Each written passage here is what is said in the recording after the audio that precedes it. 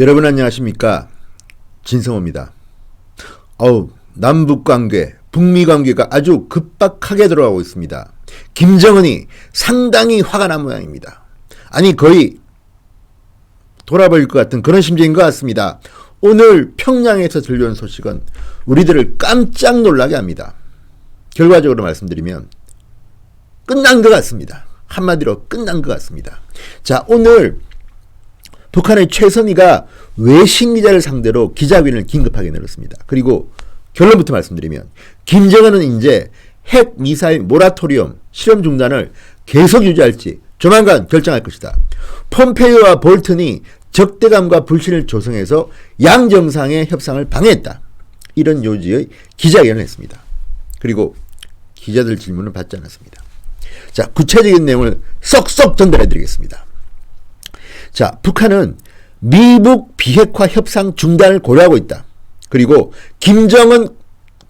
국무위원장 빼고 김정은이가 향후 북한이 취할 행동을 곧 발표할 것이라고 예고했습니다.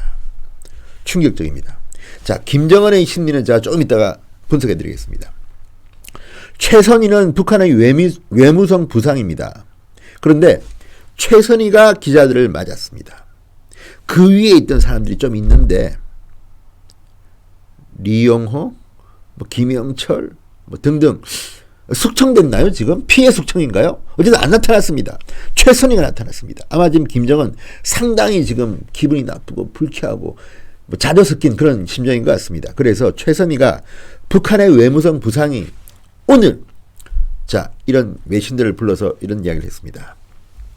그리고 오늘 급하게 타스통신, AP통신들이 타전을 했습니다. 센 뉴스입니다. 자, 최선희는 이날 우리는 미국의 요구에 어떤 형태로든 양보할 의사가 없다고 했습니다. 양보하지 마세요. 미국은 양보합니까? 안 합니다.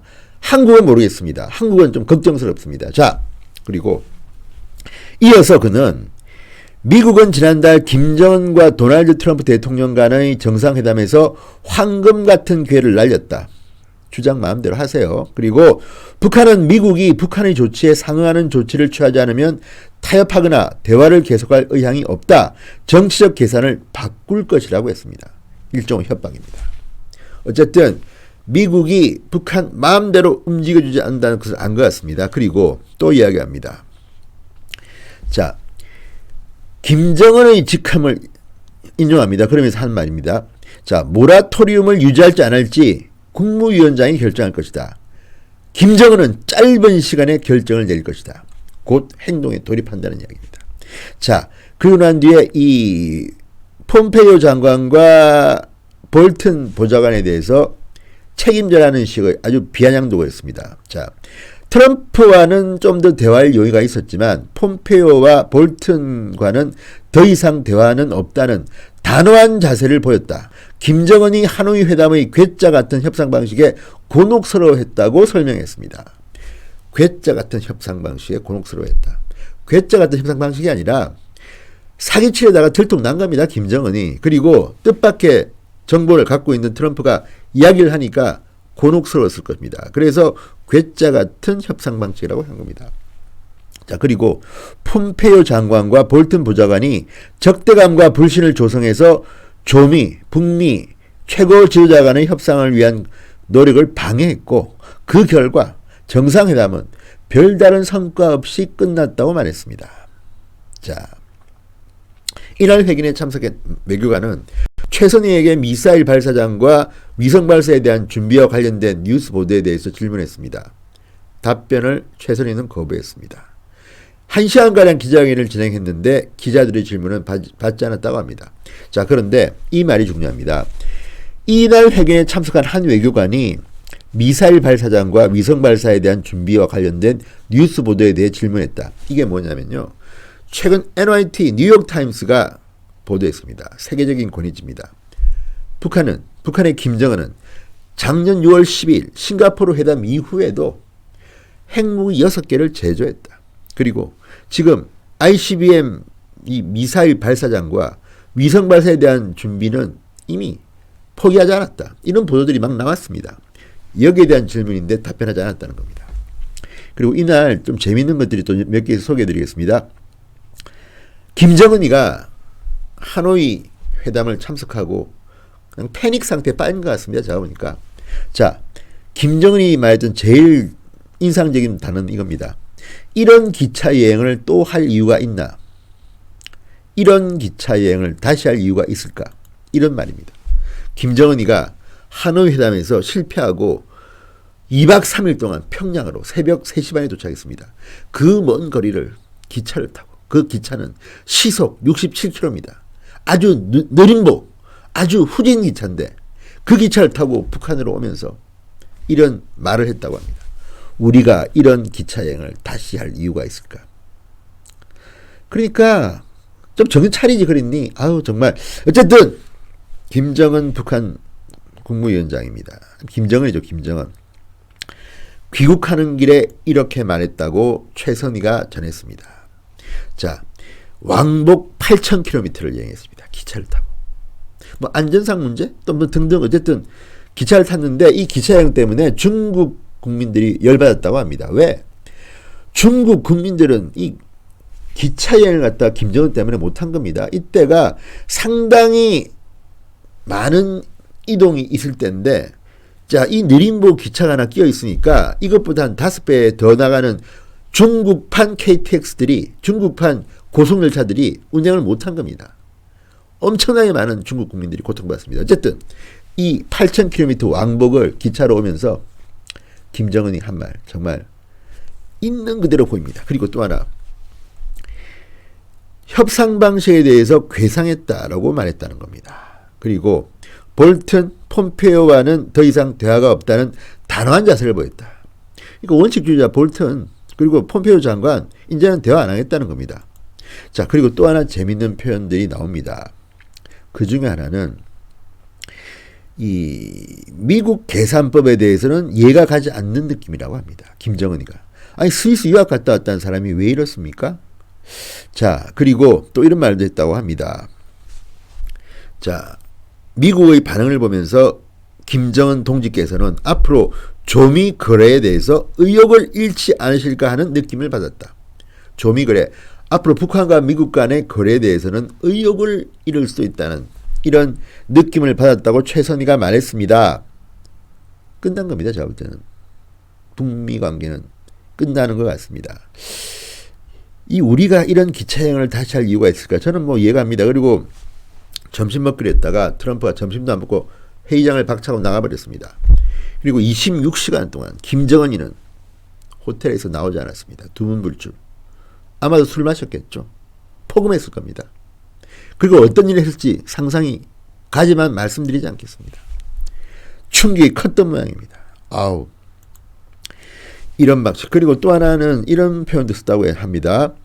그 김정은은 짧은 시간에 결정을 내릴 것이라고 하면서 깡패, 갱스터라는 표현을 썼다고 합니다. 깡패와 같은 미국의 협상 태도는 상황을 위험에 빠뜨릴 것이다. 우리는 미국의 요구에 어떤 형태로든 양보할 의미가 없다. 그러니까 미국을 깡패와 같은 태도, 미국을 깡패로 본 겁니다. 그러니까 깡패 미국과는 이제는 양보하지 않겠다, 협상하지 않겠다, 끝났다는 이야기입니다. 한반도에 잠시 문재인 대통령이 운전대를 잡았다고 했습니다. 그런데 나경원 원내대표는 김정은 속 대변인이라는 낯뜨거운 소리를 더 이상 듣지 않게 해달라고 했습니다. 자, 그리고 오늘 평양에서 날라온 이 뜨끈뜨끈한 뉴스. 북한, 한국, 미국 모르겠습니다. 어쨌든 이 말만 보면 최선희는 트럼프 대통령만 빼고는 미국에 대한 저주를 퍼붓습니다. 깡패라는 표현을 썼습니다. 그리고 이런 기차 여행을 또 할 필요가 있을까? 근데 여기에서 또 우리가 한 번 더 볼 게 또 있습니다. 뭐냐 하면 대한민국 청와대의 반응입니다.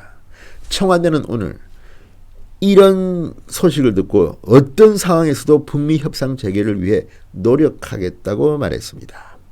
윤도한 청와대 국민소통수석이 이렇게 말했습니다.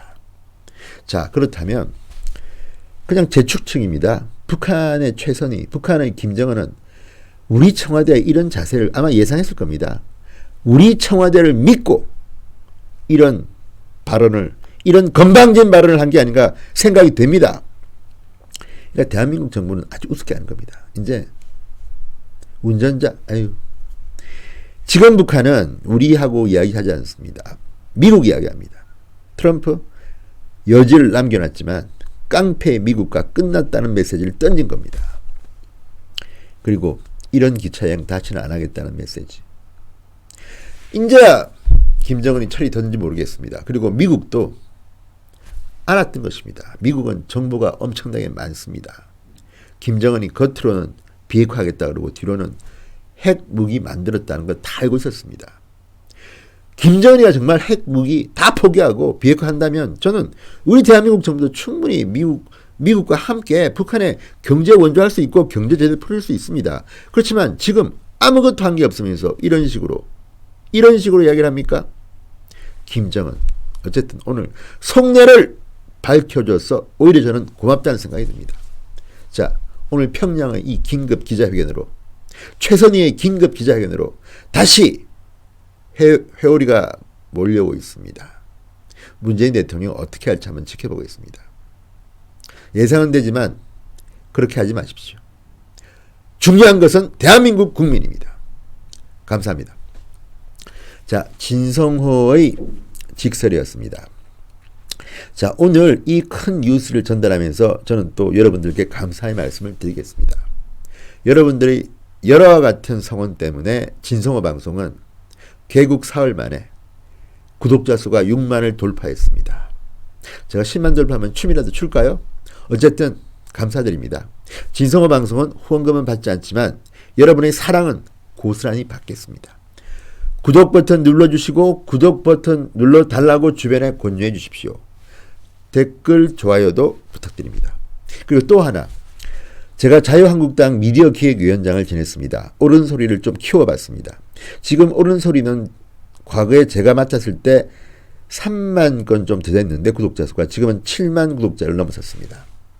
그 옳은 소리 유튜브 계정에 진성호가 진행하는 코너가 있습니다. 문재앙 119입니다. 제목 잘 지었죠? 문재앙 119. 문재앙으로부터 119. 피하자. 뭐 이런 건데요.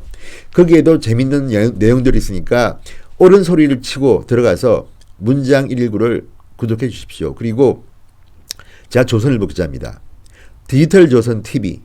디지털조선TV에 진성호 가라사대라는 코너가 있습니다. 일주일에 한 번씩 나옵니다. 여러분 지금 들어가면 그 코너가 있으니까요. 디지털조선TV의 진성호 가라사대도 꼭 한번 봐주십시오. 재미있는 내용들이 쫙 깔려 있습니다.